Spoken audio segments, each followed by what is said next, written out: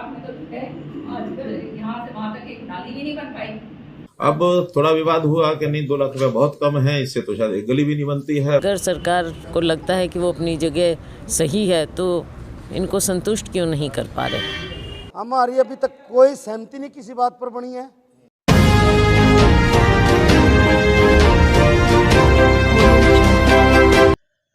हरियाणा में sarpanch e tendering के विरोध में बीते 2.5 माह से धरने पर हैं। मुख्यमंत्री मनोहर लाल की एक दिन पहले ही की गई घोषणाओं को सरपंच एसोसिएशन ने नकार दिया है।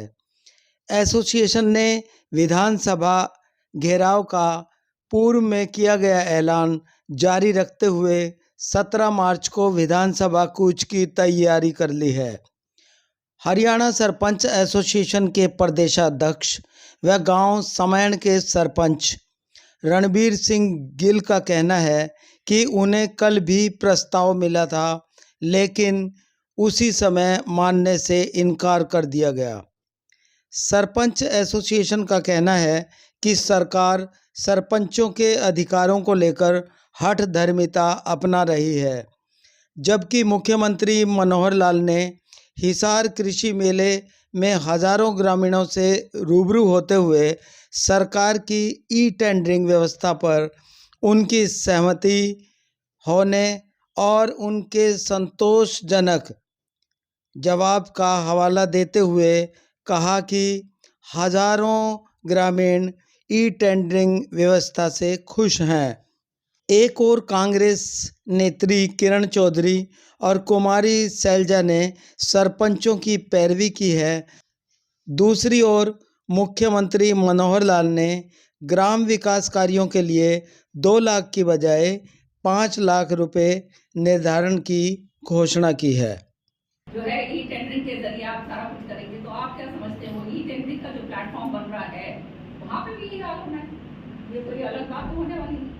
विधानसभा में इस बात को हम डिमांड करेंगे कि आप जो है कम से कम 2 लाख की बात आप कर रहे हो, ये तो बिल्कुल ही चूहे के बराबर है, कुछ भी नहीं। 2 लाख में तो जो है आजकल यहाँ से वहाँ तक एक नाली भी नहीं बन पाई। अब थोड़ा विवाद हुआ कि नहीं 2 लाख रुपए बहुत कम है, इससे तो शायद एक गली भी नहीं बनती है। फिर हमने इसमें थोड़ा उनकी डिमांड को ध्यान में रखते हुए अभी निर्णय लिया है कि ये 2 लाख की बजाय इस लिमिट को हम 5 लाख रुपए कर रहे हैं, और 5 लाख रुपए तक के काम वो कोटेशन के आधार पर करेंगे। 5 लाख से ऊपर के काम सभी ई टेंडरिंग से होंगे। सच्चाई यही, इनको जो है कम से कम 15-20 लाख रुपए का जो है इतना इनको हक होना चाहिए।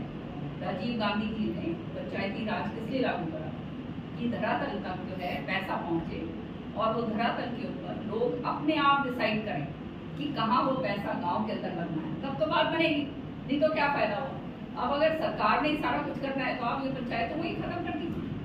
और ई टेंडरिंग की व्यवस्था में एक लिमिट, जो कि पहले तो तकरीबन बड़ी राशि का काम सरपंच ई टेंडरिंग के बनाई करवाते थे, लेकिन इस बार एक लिमिट लगाई थी हमने पहले तो 2 लाख रुपए की, कि 2 लाख रुपए से नीचे के जो काम है वो लोग कोटेशन के आधार पर करा सकते हैं। 2 लाख या इससे ऊपर के काम सारे ई टेंडरिंग पर होंगे। अलग अलग से छोटे छोटे काम कराने पड़ते हैं।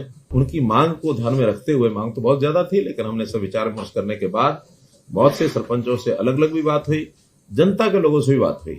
सो फॉर सो अभी 2 दिन पहले हिसार में किसानों का एक मेला था, कृषि मेला।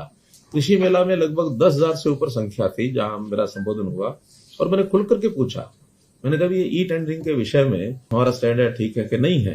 तो सब ने हाथ खड़े करके और खूब तालियां बजाकर कहा कि ये बहुत अच्छा स्टेप है, इससे भ्रष्टाचार भी रुकेगा, पारदर्शिता भी होगी, काम करने वाले लोगों को, नए लोगों को भरने का भी अवसर मिलेगा। वरना तो वही फिर अपने अपने लोग और घूम घाम के उन्हीं को काम मिलता, वही करते हैं, दूसरे नए आदमी को आने का अवसर मिलता नहीं है। तो ई टेंडरिंग के कई फायदे हमारे हैं। तो उसमें से मैं ये तो नहीं कह सकता कि हर एक सरपंच मान गया होगा, लेकिन अधिकांश सरपंचों ने हमारी बात मान करके और काम कराने शुरू कर दिए हैं। लोकतंत्र में लाठियां नहीं, बातचीत होनी चाहिए, डायलॉग होना चाहिए। अगर किसी की कोई समस्या है लोकतंत्र में, जहां एक और उसका अधिकार होता है कि वो प्रोटेस्ट करे, अपनी बात उठाए, दूसरी ओर सरकार की जिम्मेवारी भी बनती है कि उनसे बातचीत करें। और अगर सरकार को लगता है कि वो अपनी जगह सही है तो इनको संतुष्ट क्यों नहीं कर पा रहे? इनको बुलाएं, इनसे बातचीत करें और इनको संतुष्ट करें। सरपंच भाइयों को मेरा नमस्कार।